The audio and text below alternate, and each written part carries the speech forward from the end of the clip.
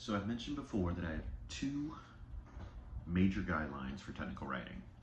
The first one was say more about less. I've already talked about that one. That one has to do with how you choose a topic. It's better to choose a smaller topic and explain more about it than to choose a broader topic and say less about it. So that's the first one, say more about less. The second one, the second major guideline for technical writing and really for all communication is if you bring it up, you have to explain it. Now think about how that goes along with the first one. If the first one is say more about less, that's about how you choose a topic. So if you do choose a broad topic, you've still got to explain all of it. So if you choose a broad topic, you've got to write a ton. If you choose a smaller topic, then you can write less.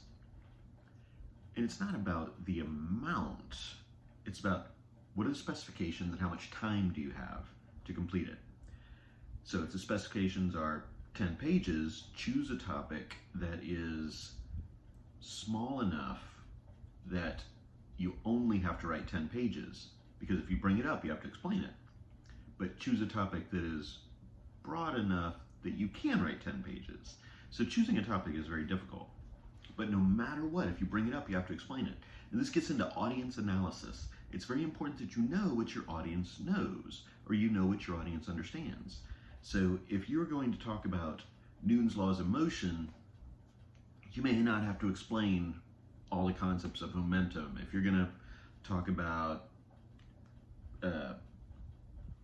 force equals mass times acceleration, that kind of, you're not going to have to explain all those things every time. But if you're going to take it into a specific realm that your audience may not know, like if you're going to talk about aerodynamics and flight and how Newton's laws of motion fit into that, then you're going to have to explain those things, because you can't assume that your audience knows it, perhaps.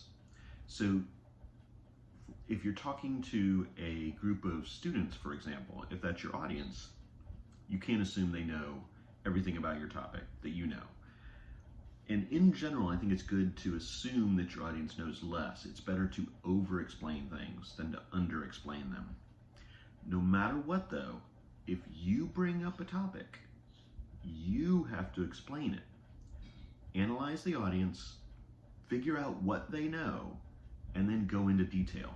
The goal of technical writing is, and you're going to do a worksheet next time that talks about concision and precision. That's the goal. You want to make things as precise as possible. What precision means is that it can only have one interpretation. You want to narrow the interpretation to one meaning. You want your audience to leave with one meaning of your writing or your presentation. You don't want them to think, oh, maybe they meant this. No, there should be one. It should be precise. It shouldn't be vague. And it should do that in as few words as possible. That's concision. So it's about precision, one meaning, one interpretation, and concision, conciseness, as few words as possible. So you want to say more about less, but do it in as few words as possible.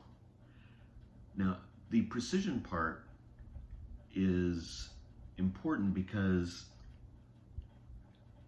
you want to attempt to address readers' questions, your audience's questions. You don't want to leave them with questions. For instance, think about your formal email assignment. If you told me that you like to play guitar, for example, if you said that in your email, well, I'm going to have questions about that. How long have you been playing guitar?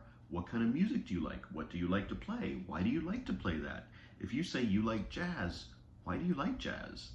How did you get into that?